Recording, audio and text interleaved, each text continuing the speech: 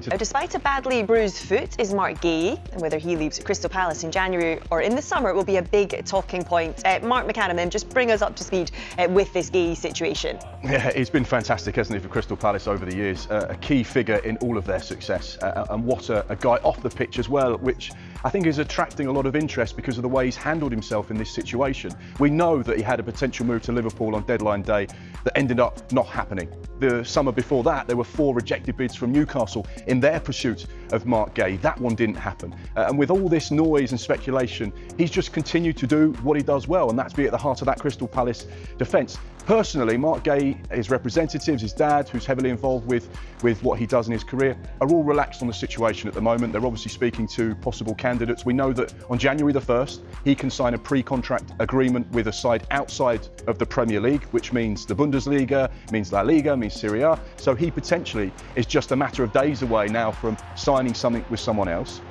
We know that Liverpool still retain an interest in Marc Guehi, and centre-back is a position that they're looking at, whether it's in January or for next summer, because Ibrahima Konate is another player that's going into the last year of his deal at Liverpool. And in October, Oliver Glasner said Marc Guehi has told the club that he's not willing to sign a new contract. He wants to see what options are out there, he wants to look at the next chapter, and he doesn't believe right now that is with Crystal Palace. So there's been quite an open transparency from Palace, from Marc Guehi, from his representatives, and there's a respect there because of the way he's handled himself and the way he's operated despite all of this interest.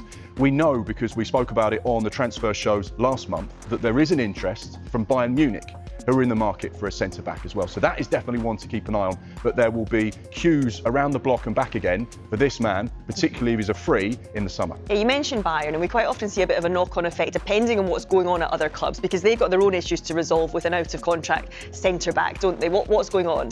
Yeah, Dayot Upamecano, 27 years old, going into the last year of his contract now. He's a free in the summer.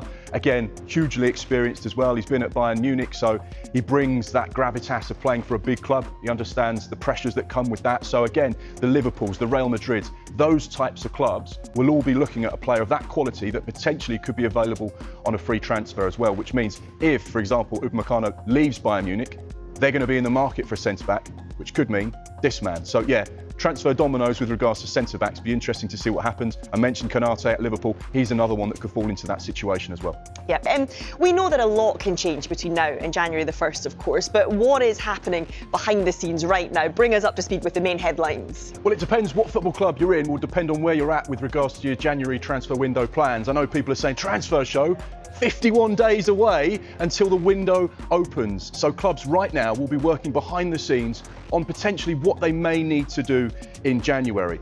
I think one of the things that's important to point out was that this summer was a record-breaking summer for Premier League sides. Over £3 billion spent. I know some people are still recovering because of the intensity of the summer. It was 3 months of full non-stop action where players were moving left, right and centre. There was a lot of intensity on the situation. There was a spotlight on some of the big deals that were done. Some of the biggest clubs in the Premier League were all active, spending in excess of £200 million each. There was a lot of movement between Premier League sides and of course players coming over from Europe as well. It was incredibly frenetic for the most part, and a lot of agents, sporting directors, chief execs and people that were at the heart of these big transfers found it a really difficult window to work in. So yeah, one to keep an eye on in terms of moving forward, because I think that will have a knock-on effect to January. There will not be as much money spent. There will be not as great a need to try and recruit. And as we'll talk about over the next half an hour, it doesn't always mean if you go out and spend money that you're actually going to go and get the right player that's the right fit for your club right now. So there needs to be a little bit of a patience with regards to, is this the right move in January? A sporting director I spoke to this morning said, this is a really tough window to operate in. There's not much value for money. It's really difficult. Clubs drive up their prices. Players can get a little bit of an agitation to be in a team and wanting to play, and you can't always guarantee that when you make the move. And I guess there's probably different reasons as to why this could be a really busy or actually quite a quiet window. Yeah, because I mean, you've kind of summed it up there. We do often hear that clubs plan windows far in advance, but in general, how do teams feel about January and how do they use it? The first reason, because you're in trouble. You're in the bottom of the Premier League and you're flirting with potentially losing £200 million by getting relegated to the Championship. there will be teams at the sharp end of the Premier League table that want to win the title, want to get into the Champions League, which can be worth between 70 and 80 million pounds next season. And they will be looking, do we need that one extra player? Do we need to make sure that we are absolutely watertight with regards to the squad we feel can get us over the line? The other thing that could be a big factor in January is injuries. If you've got 2 or 3 injuries to key players in key positions, you will use this window, if possible, to go and make sure you get those players to fill in those blanks, because that could be crucial as well. The other thing that could be another factor is a target that you've been looking at for some time becomes available. Luis Diaz to Liverpool. That was a summer target that a few years ago they were able to action in January because the price was right. So it will be different depending on what club you are, but everyone will be looking at this window in a different way, whether it's because they need to do something because of their Premier League position, or to get over the line, or because they've got injuries. Yeah, lots to talk about this lunchtime. We're going to talk about Manchester United now, because 11 games in, United are 7th, ahead of Liverpool and a point off the top 4. But will they look to strengthen? Well, Rob Dorset joins us from England's training camp at Tottenham's training ground now. Rob, a very good afternoon to you. So are United content with their squad right now? Yes, I think they pretty much are content with the squad, and so is Ruben Amorim as well. Now, look, the impression I get is that Amorim would like to strengthen because, of course, you've got Benjamin Sesko, who's got an injury problem that we gave some more detail on yesterday on Sky Sports News. He's expected to be out until after the international break, several weeks, but they're monitoring him.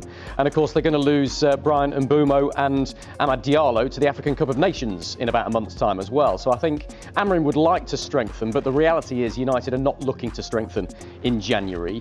They're pretty content, very content, in fact, with the business they did in the summer.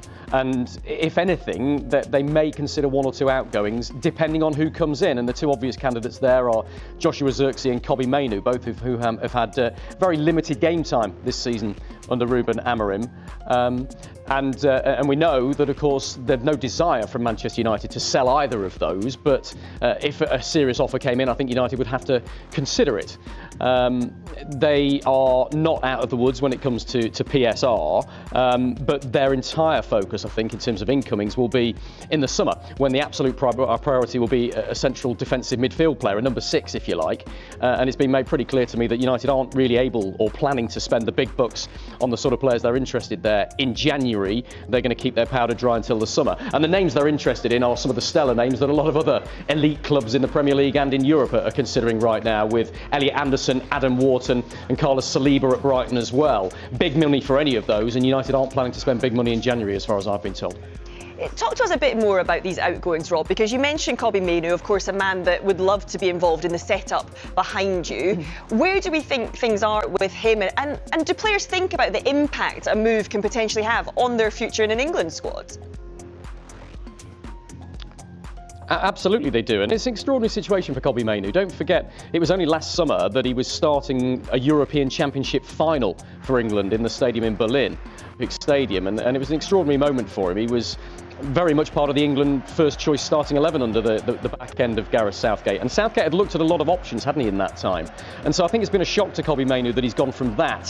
So you have to remember that the kind of understudy role for Harry Kane is still up for grabs, as far as I'm aware. Ollie Watkins is the favourite for that position at the moment, but hasn't made it his own by any means. He's struggling this season with a bit of an injury, only scored 1 Premier League goal. Thomas Tuchel left him out of this squad, which was a surprise, saying that he's nursing an injury, and yet he played 81 minutes for Aston Villa over the weekend. When it comes to Tony, I think he's got to score goals, and if he could get a move back to the Premier League, that would only enhance his chances of getting back into Thomas Tuchel's squad and have a chance for the World Cup. And we've just got some breaking news, I suppose, for you in terms of, well, not breaking news, but it's a line that I've been working on this morning that a couple of colleagues have been working on with us as well, and it involves Miles Lewis-Skelly, who is another player not here in this England squad right now. My understanding is that Thomas Tuchel has told him that he needs to be playing more football if he's going to be a candidate for that World Cup squad next summer. And at the moment, he isn't playing enough for Arsenal, plain and simple. And we know that there are a number of Premier League clubs monitoring his situation at Arsenal right now. Arsenal have no desire to sell. You have to remember, from an Arsenal perspective, they are competing still on 4 fronts when it comes to trophies. Their squad is stretched a little bit at the moment because of 1 or 2 injury problems. And so Miles Lewis-Skelly will get minutes for Arsenal going forward. And he has, of course, just signed recently a new 5-year contract. But if you take all of that aside, the reality is that Miles Lewis-Skelly right now is probably Arsenal's 3rd choice left-back, behind Calafiore and Nketiah. And that is not a good place for him to be with his England prospects in mind. That's why Thomas Tuchel has said to him, you need to be more than just a good tourist, was the exact phrase that he'd used when he was talking about Miles Lewis-Skelly. And if Arsenal were to consider selling him, of course, another academy graduate where 100% of his transfer fee would go as profit in their PSR accounts. So that will appeal to Arsenal in the long term, but Mikel Arteta sees him as a very important player. He's not his first choice in the Premier League right now, but still very much an important part of the squad. Again, would be really